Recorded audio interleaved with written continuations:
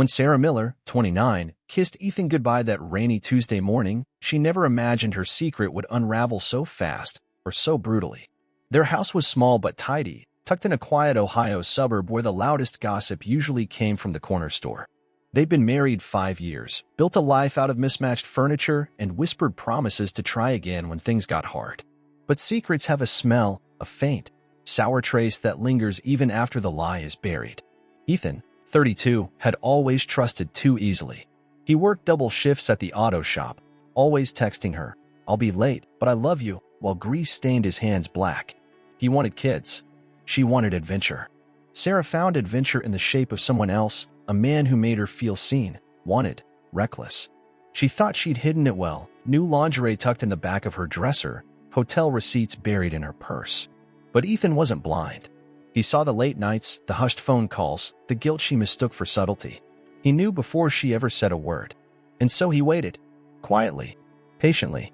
The day he found her phone unlocked on the kitchen counter, he didn't rage. He read every message, every hotel confirmation, every "I can't wait to feel you again." He didn't scream when she came home smelling like someone else's cologne. He didn't throw her out. He just kissed her cheek and asked if she wanted spaghetti for dinner. Because Ethan Miller had decided, if she wanted to play with betrayal, he'd teach her what it tasted like. Only his lesson wouldn't come through yelling or tears. It would come through something that would shatter her in a way she could never glue back together. And so, when Sarah's mother, Linda, 51, sharp-eyed, too lonely for her own good, came over the next evening with leftovers and a bottle of cheap wine, Ethan didn't hesitate. Sarah thought she was the only one keeping secrets. She had no idea her husband was about to show her what real betrayal looked like, starting in her own living room. Linda always let herself in without knocking. It was one of those habits Sarah hated but never had the nerve to fix. Ethan heard the front door creak open, the soft shuffle of slippers on the laminate floor, the faint clink of glass as Linda set the wine bottle on the counter. "Ethan? Sarah home yet?" Linda called out, her voice warm but carrying that edge, the one that always made Sarah roll her eyes when her back was turned. Ethan wiped his hands on a dish towel and turned to face her. Linda stood in the doorway to the kitchen, framed by the soft yellow light.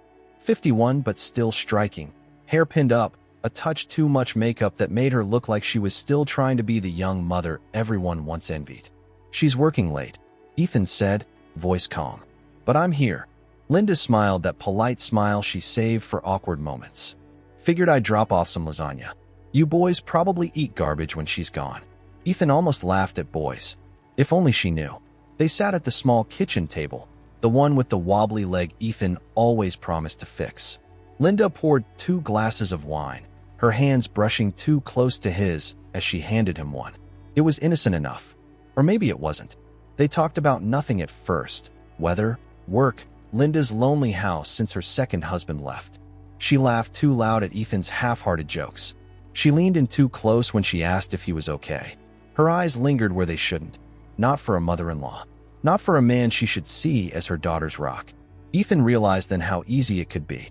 How her loneliness made her soft around the edges, hungry for any warmth. He didn't even have to force it. He just had to open the door and let her step through. The rage that pulsed in her chest was tangled with guilt, so big it made her eyes burn. She'd started this. She knew that. But she never imagined Ethan could finish it in a way that cut this deep. A memory flashed, the first time she lied about working late. The cheap hotel 2 towns over. The thrill and the dread all wrapped up in the same heartbeat. She'd told herself she deserved it. That Ethan was distant, distracted, too busy fixing cars and pretending to be someone else's hero to see that his own wife was slipping away. But now, parked alone under a cold wash of moonlight, Sarah saw how foolish she'd been. Affairs didn't stay secret. Betrayal didn't keep quiet. It bred more betrayal, uglier, messier, closer to home than she'd ever imagined. She thought about her mother's soft, guilty eyes. The way Ethan hadn't looked surprised, not even once. He'd wanted her to see. He'd needed her to see.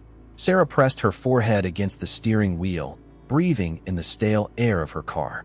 She should go back inside, demand answers, kick them both out, burn it all down.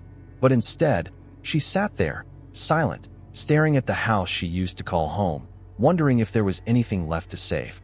One thing she knew for certain. Tomorrow, The whole neighborhood would know too. She would make sure of it. By morning, Sarah's mind had shifted from raw hurt to cold resolve. She hadn't slept a minute. Dawn found her still parked outside, numb fingers tapping her phone screen over and over, drafting messages she'd never sent before. The sun rose soft and pink behind the house where her mother and husband were probably still tangled up in her bed. That image alone was enough to push her out of the car. Inside, the house smelled like coffee. Linda's doing, probably, trying to wrap this betrayal in the comfort of normal mornings and warm mugs. Sarah nearly laughed at the thought. Normal was dead here. She stepped into the kitchen.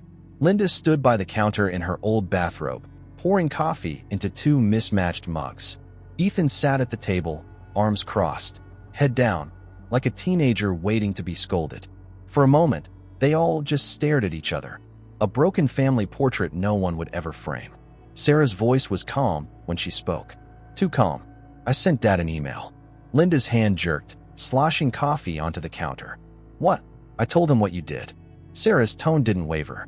And the rest of the family, too. Aunt Claire, Uncle Joe. They'll know by lunch. Ethan's eyes flicked up, searching her face for weakness. There wasn't any left. Not today. Sarah, please. Linda stepped forward, mug trembling in her hand. We can fix this. It was a mistake. We were drunk. It didn't mean. Don't lie to me, Mom. The word Mom tasted rotten in her mouth now. You made your choice. So did he. Ethan leaned back in his chair, something like a smirk tugging at his lips. So what's the plan, Sarah? Ruin everyone's life? Air your dirty laundry too. Sarah ignored him. She turned her gaze to Linda, who suddenly looked so small. Just a woman in a robe that smelled like stale perfume. Not a mother, not a protector. I want you out of my house, Sarah said. Both of you. Today. Linda's breath caught. Where will I go? I don't care. Sarah's voice cracked, not from weakness, but relief. But you won't stay here. She felt Ethan watching her, weighing her threat like a wolf sizing up prey. She'd underestimated him once. She wouldn't do it again. Linda put the mug down, her hand trembling so badly the cup rattled against the counter. She opened her mouth to plead, but the words died in her throat when she saw her daughter's eyes. Sarah was done begging. She had nothing left to lose, and everything to burn. Zapitathi, ChatGPT. Ethan didn't stand when Sarah turned her back on them. He just stayed slouched at the kitchen table, tapping his thumb against the mug Linda had poured for him, acting like he owned this place when he'd just gutted it from the inside out. Sarah didn't give him the satisfaction of a glance. She went upstairs, her steps calm but her mind a cyclone. In the bedroom, she stripped the sheets, the same ones they'd ruined, and shoved them into a garbage bag. The smell made her stomach twist. Stale sweat, cheap wine, betrayal ground into the fabric she'd chosen for their wedding registry. She paused at her dresser, staring at the photos lining the top. Her and Ethan on their honeymoon in Maui, tan skin, lazy smiles, promise in their eyes. A snapshot of her and Linda at Thanksgiving, arms wrapped tight around each other, so close they looked like sisters instead of mother and daughter. She knocked the frames face down, glass cracking on the wood. Downstairs, she heard muffled voices. Linda's frantic tone, Ethan's low, needling replies. She wondered if they were planning their excuses or planning each other's escape routes. Sarah dragged the bag down the stairs, dropped it by the door. You have 1 hour, she said, loud enough for them both to hear. Linda turned to her, mascara smudged from tears she'd never shed for Sarah's heartbreak, only for her own shame. Sweetheart, please, this will destroy us. Sarah cut her off. Us? There's no us left. Ethan stood then, stretching like a cat, as if the fight gave him energy. You know you're not innocent either, he said. His voice was almost casual, lazy poison. You broke this first, Sarah. Don't pretend you didn't. She met his eyes. For a heartbeat, regret tried to creep in, a flicker of old love, old vows. She smothered it. I may have broken it, she said, voice steady, but you buried it. Linda reached for her again, a pathetic gesture that made Sarah's skin crawl. She stepped back, opened the door wide. Morning sunlight poured in, so bright it felt like judgment. 1 hour. And don't leave anything behind, Sarah said. She pointed at the garbage bag. Not even the sheets. Outside, the world looked the same. But Sarah knew nothing would ever be the same again. Sarah stood by the open door as Linda and Ethan shuffled through the hallway, gathering their scattered lies and half-packed bags. Every sound felt too loud. The hiss of zippers, The clink of perfume bottles dropped carelessly into a suitcase that used to carry Sarah's weekend dresses. Linda kept glancing at her daughter, eyes rimmed red, lips trembling with apologies that never quite left her mouth. She looked like she wanted to say I'm sorry, or I love you, or this isn't who I am. But Sarah could see right through it now. The words wouldn't stitch this wound shut, not this time. Ethan barely looked at her at all. He moved around the house like it was already his past, as if he'd wrung every drop of revenge he needed from these walls. Sarah hated how calm he was, how certain, as if he'd won some secret game only he knew they were playing. At one point, Linda tried to hand Sarah an envelope. Money maybe, hush money, guilt money. Sarah pushed it back into her mother's chest, hard enough that Linda's eyes filled with fresh tears. I don't want your help, Sarah said, her voice stripped raw. I don't want anything from you. Just go. Outside, the neighborhood was waking up. Dogs barked, sprinklers ticked to life, unaware that the perfect little house on the corner was cracking open at its seams. Sarah wondered what the neighbors would say when they saw Ethan's car packed to the brim, Linda's suitcase tossed in the trunk like dirty laundry. A part of her wanted them to see. Let them whisper. Let them wonder. Let them know she hadn't been the only one hiding something behind drawn curtains. Ethan passed her last. He paused by the threshold, suitcase in hand, and looked her straight in the eye. For a split second, something real flickered there, grief, maybe, or regret, or just the ghost of who he used to be. Then he was gone. Linda followed, silent except for a single broken sob that cut through the summer air like a warning. Sarah shut the door behind them. The lock clicked. The house fell silent. She pressed her forehead against the door, breathing in the quiet. For the first time in months, she realized she was truly, achingly alone. But in that hollow space, a seed of freedom took root. She wouldn't stay broken forever. Not for Ethan. Not for Linda. And definitely not for the secrets that ruined them all. Sarah didn't cry after the door closed. She wanted to, she thought she would. But instead, a strange, hollow calm settled over her like a blanket pulled tight against the cold. She moved through the empty house like a ghost, picking up the pieces they'd left behind. A forgotten sweater on the couch, Linda's half-finished cup of coffee on the counter, a stray pair of Ethan's keys rattling in a bowl by the door. Every object felt heavy with memory, yet so stupidly ordinary. She carried them to the trash, one by one, like she was taking out parts of her old life with the morning garbage. Each toss felt like a tiny exhale of poison she'd been swallowing for years.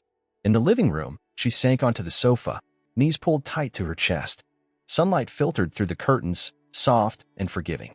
She looked around at the empty walls where family photos used to hang, spaces where smiles had lied. Her phone buzzed on the coffee table. It was her father. She'd nearly forgotten about the message she'd sent him in the fog of rage hours ago. She stared at the screen as it vibrated again and again, Dad calling. She didn't answer. Not yet. The truth was out now. It could breathe on its own for a moment. Instead, she scrolled through her messages. The man she'd slept with had texted again. Are you okay? Talk to me. She almost laughed at that. Talk? About what? That she betrayed Ethan first, opened a door for him to burn down everything in return. She typed, I'm fine. Then deleted it. Typed, leave me alone. Deleted that too. In the end, she just put the phone down, screen black and silent again. For a fleeting second, guilt clawed at her ribs for her own mistakes, for the way she'd torn open her family with one reckless night. But then she remembered the look on Ethan's face when he'd caught her lie. The way he'd turned that wound into a weapon. How her own mother had let him. No, Sarah thought. She wouldn't carry all the blame alone. They'd chosen this, too. She pulled her knees tighter, let the quiet hold her like no one else could right now. She didn't know what would come next, but for once, the not knowing felt like the truest kind of freedom. Sarah stayed curled up on that sofa until the sun slipped higher through the blinds, making warm stripes on her bare arms. She traced the light with her fingers, half expecting the silence to break, a door creak, Ethan's voice, Linda's footsteps, but there was nothing. Just the soft tick of the kitchen clock counting down the old life she'd just buried. Eventually, hunger or maybe habit dragged her up. She drifted into the kitchen, half-dazed, and flicked the coffee maker on. The smell filled the room like muscle memory, bitter, comforting, familiar. Her mind replayed 1,000 mornings exactly like this. Ethan reading the paper at the table, Linda popping by to check in, Sarah pretending the tight smiles between them meant nothing. She wondered how long it had been brewing, their secret. Maybe it hadn't started as revenge. Maybe it had been loneliness. Or maybe some twisted spark they'd let grow in the shadows when no one was watching. As she poured her coffee, Sarah caught her reflection in the window above the sink. She looked older than she had last week, last night, maybe even yesterday morning. Betrayal ages you overnight. She could see that now in the weary slope of her shoulders, the dull ring around her eyes. Her phone buzzed again on the counter. Dad, again. Sarah, call me. Then, I'm coming over if you don't pick up. She stared at the screen, the bitter heat of the coffee burning her palm. How could she explain it? How could she open her mouth and say the words "Mom slept with my husband" out loud? The thought alone made her chest tighten until she thought she might choke. But maybe she didn't have to carry it alone anymore. Before her doubt could win, Sarah picked up the phone and pressed call. She braced herself for her father's voice, the disbelief, the heartbreak, maybe even the anger. She almost hung up before he could answer. But then his voice came through the line, raw and trembling. Sarah? Baby, what's going on? She closed her eyes. For the first time in days, her voice cracked. Dad, you need to come home. Her father's voice softened in that way only a father's can, cracked at the edges, but strong enough to hold hers together. I'm already halfway there, sweetheart. Just sit tight. We'll figure this out. Sarah hung up and let the phone drop onto the kitchen counter. She felt her knees wobble, so she gripped the edge of the sink, staring out the window at the quiet street that suddenly felt too small for all this hurt. In her mind, she pictured her dad's face when he left for his business trip 2 weeks ago, tired but kind, his forehead pressed to hers as he promised he'd be back before she even missed him. She wondered if he'd known, deep down, that Linda's warmth had been drifting somewhere else for years. That while he was flying city to city to keep their family afloat, another rot was growing in the walls of his home. Sarah's hands were shaking now. She turned off the coffee maker, untouched. She didn't want to taste anything that reminded her of them. Ethan's lazy morning kisses, Linda's humming as she poured cream into his cup, acting like it was hers to fill. The house felt too clean now, too empty. She opened the fridge, pulled out half-used groceries, leftovers Linda had probably cooked while Ethan sat at this table. She tossed them into a garbage bag, one after another, the clatter of glass jars and plastic containers breaking the hush of the kitchen. Each slam of the fridge door was a punctuation mark to the story she was no longer willing to live in. When the fridge was bare, Sarah leaned against the door, breathing in the smell of bleach and cold air. Her chest still ached, but under the pain, a new feeling pulsed, small but alive. A sense that maybe she wasn't trapped anymore. Maybe the cage had been smashed open the moment they walked out with their suitcases and lies. She wiped her hands on her jeans, tied the garbage bag tight, and dragged it out to the curb. She left it there in the sun, daring the neighbors to peek inside. Let them see the scraps. Let them whisper. She wouldn't hide her shame just to protect theirs. When she turned back, she saw her dad's car slowing at the stop sign, his face pale behind the wheel, searching for hers. Sarah took a deep breath. She was ready to let him in on the truth that had nearly drowned her, because maybe, just maybe, the telling was the first step to being free. Sarah's father parked crooked at the curb, barely bothering to close his door before he was on the walkway, arms open like a shield she hadn't known she needed. For a moment, Sarah just stood there on the porch, her eyes stinging as if the sun itself had turned against her. He looked older than she remembered, grayer at the temples, deep lines carved into his forehead that hadn't been there last Thanksgiving. But his eyes were the same, warm, worried, ready to hold every broken piece she was about to lay at his feet. He reached her in 2 steps and pulled her in. She pressed her face against his shoulder, letting the smell of his aftershave and old leather coat remind her there was still one place in the world that hadn't betrayed her yet. Talk to me, sweetheart, he murmured, his hand rubbing circles on her back like she was 5 again and afraid of thunder. Whatever it is, we'll fix it. Sarah pulled back just enough to look at him, her throat burning with the words. It's Mom, she rasped. And Ethan. She couldn't force it out, so she gestured helplessly toward the door. They did something I can't forgive. Her father's face shifted, first confusion, then slow horror, then a tightness around his jaw that told her he understood more than she'd needed to say. He stepped past her, straight into the house, scanning the half-empty living room like it might spit out the truth if he looked hard enough. They're gone, Sarah said behind him, her voice steadier now that the worst was laid bare. I made them leave. Her father turned to her, his eyes glassy but fierce. Good, he said, his voice low but sure. Good girl.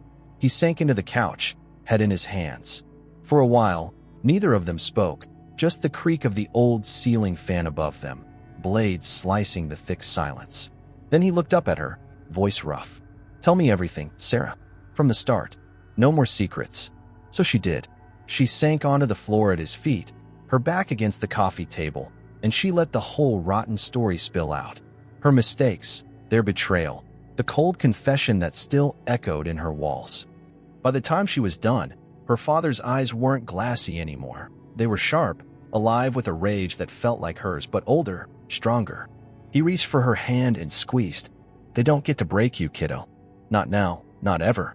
Sarah believed him. For the first time since the nightmare began, she almost believed she could survive it.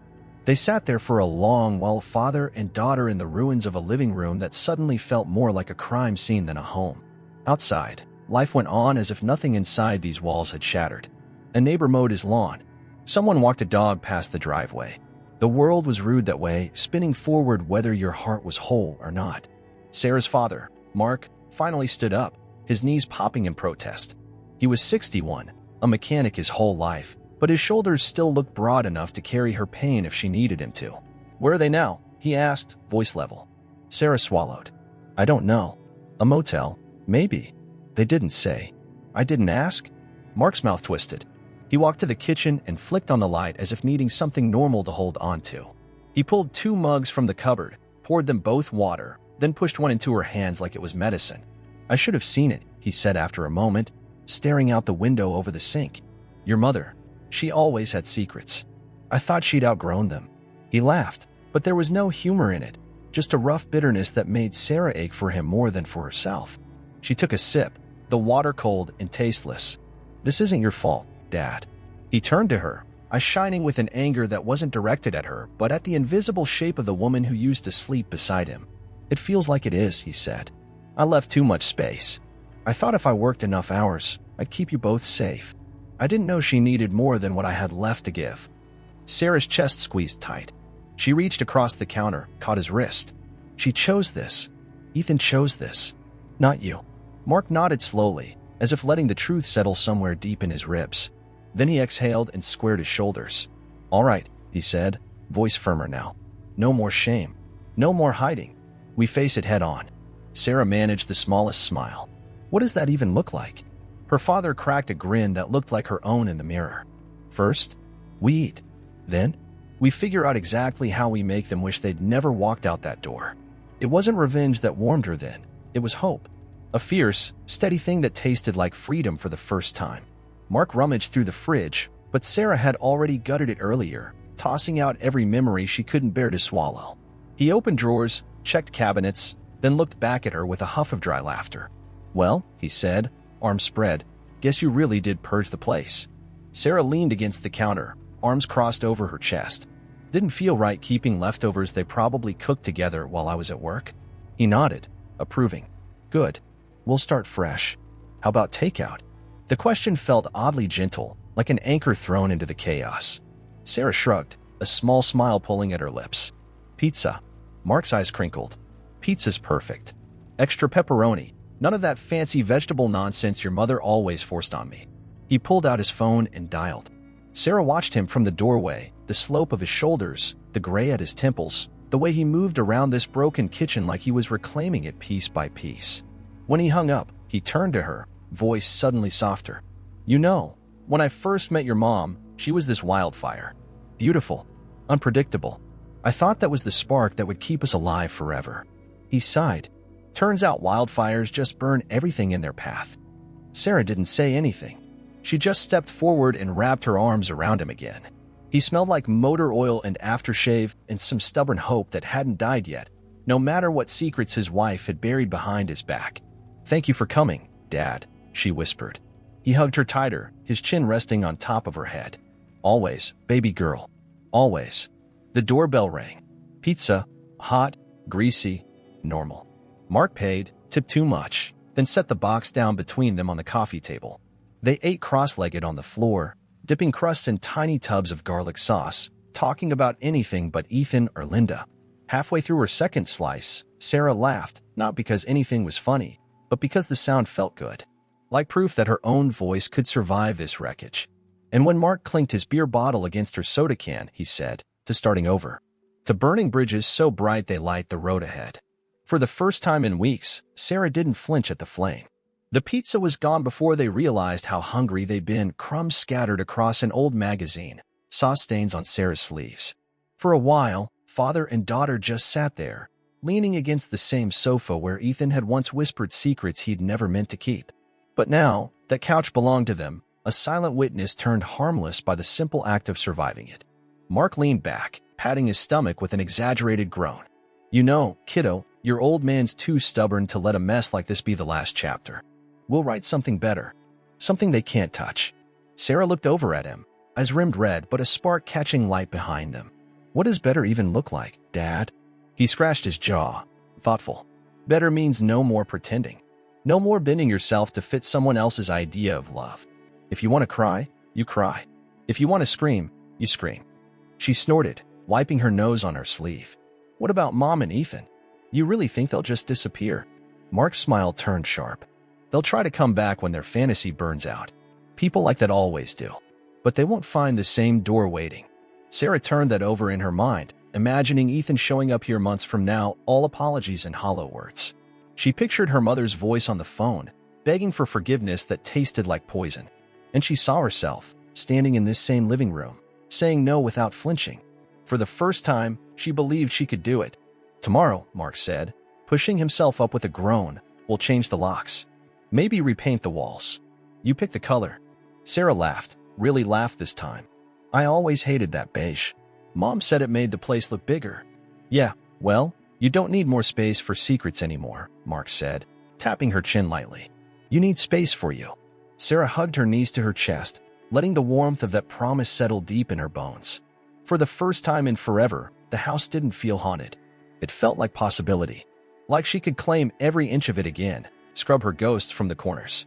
When she closed her eyes that night, her father asleep on the couch beside her, she didn't dream of betrayal or whispered lies. She dreamed of blank walls and the freedom to decide what came next. Morning slipped in softly, sunlight crawling across Sarah's living room like a promise she hadn't trusted in too long. Mark was already awake when she stirred. He sat in the armchair, sipping coffee that smelled too strong for any reasonable hour. She rubbed sleep from her eyes and sat up, the blanket slipping off her shoulders. For a heartbeat, she forgot. Forgot the empty spaces in the closets, the shouting match on the driveway, the truth that had cracked her life open like a rotten egg. But then she saw her father's face, tired, kind, braced for battle, and the memory settled back into place. She didn't shrink from it this time. Morning, kiddo, Mark said, voice gruff but warm. Hey. Sarah stretched, her bones popping, every ache a reminder she was still here, still fighting. Did you sleep at all? He chuckled. Your couch and I had an understanding. Not exactly 5-star, but it'll do. She grinned at that, then glanced around her living room, the silence broken only by the hum of the fridge and the ticking of a clock her mother had insisted was an antique. How many nights had she wasted listening to that clock, waiting for Ethan's car to pull in, pretending she didn't know what he was really doing? No more. Mark tapped his mug, catching her drifting thoughts. I made a list, he said, pulling a crumpled paper from his pocket. Locks, paint, new curtains, maybe a big old deadbolt on your heart so nobody can get in unless they're worthy. Sarah barked a laugh. Is that at Home Depot? A deadbolt for my heart. He winked. If not, I'll build one. They sat together and planned. Small things that felt big. What color to paint the bedroom, which locks to install, where to donate the furniture that held too many memories. Somewhere between practical talk and silly jokes, Sarah felt a flicker of something she hadn't dared believe she'd feel so soon. Relief. And when her phone buzzed on the table, vibrating like a ghost begging for attention, she didn't rush to check it. She let it ring itself out, once, twice, 3 times, before flipping it over to see Ethan's name. Mark saw it too. He didn't say a word. He didn't have to. Sarah blocked the number with a tap and a breath so deep it rattled the past right out of her chest. Freedom could be that simple, she realized, just one choice at a time. The lock company sent a man named Greg, middle-aged, chatty, with a gap-toothed grin that made Sarah feel like she could trust him with the keys to her whole world. Mark stood beside him on the porch, discussing deadbolts like they were building a fortress. Maybe they were. Sarah stayed inside, perched on the stairs, hugging her knees as Greg's drill bit into the old frame.